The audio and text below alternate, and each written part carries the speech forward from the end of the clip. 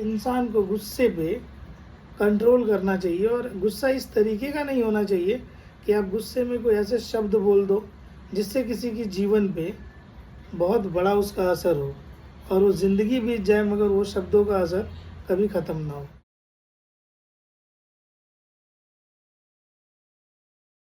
Hello Hindustan, नमस्कार, प्रणाम, आदाब, सत श्री अकाल।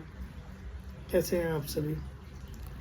मैं मनोज कुमार उर्फ देवा एक फिर कहानी लेके आप लोगों के बीच हाजिर।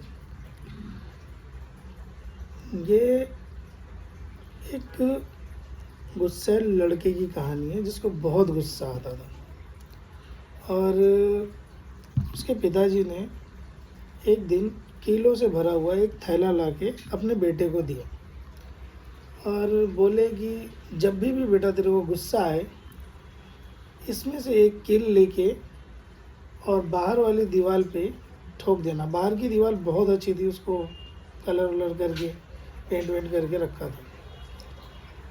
एवरी डे लड़के को गुस्सा जब भी आता था उसमें से एक कील निकालता और वो ठोक देता था दीवार पे जाके। ऐसा करते करते निरंतर चलती रही और उसी बीच में फिर लड़के को लगा कि यार मैं बेकार की मेहनत कर रहा हूँ, कि इतना गुस्सा कर रहा हूँ कि जब भी होता है मुझे कील ठोकनी पड़ रही है। तो इस चीज़ को, इस रूटीन को उसने थोड़ा कम किया और जैसे कम होता चला गया उसने अपने पापा को बोला कि मैंने मतलब अपने गुस्से को थोड़ा सा कम किया है, कम कीलें ठोकी है।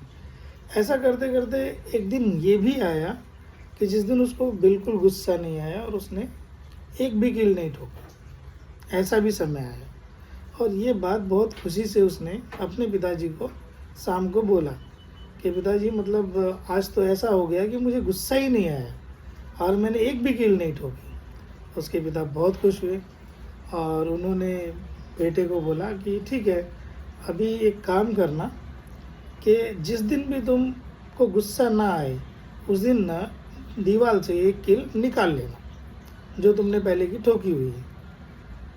ये करते करते दीवार से एक दिन सारी कीलें निकल गई और ये बात अपने पिताजी को लड़के ने बताया कि पापा ऐसा हुआ कि अभी मुझे गुस्सा बिल्कुल नहीं आता, मैं दीवार की सारी कीलें जितनी ठोकी थी वो सब की सब निकल गई हैं।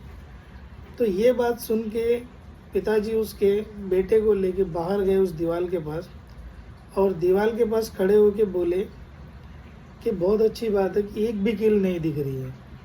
तो उन्होंने अपने बेटे से पूछा कि बेटा ये बताओ कि क्या ऐसा कर सकते हो कि मतलब ये जो दीवार पे कीलें निकालने के बाद में जो निशान पड़े हुए हैं या जो उसमें हॉल हुआ, उन चीज़ों को भर सकते हो क्या वापस?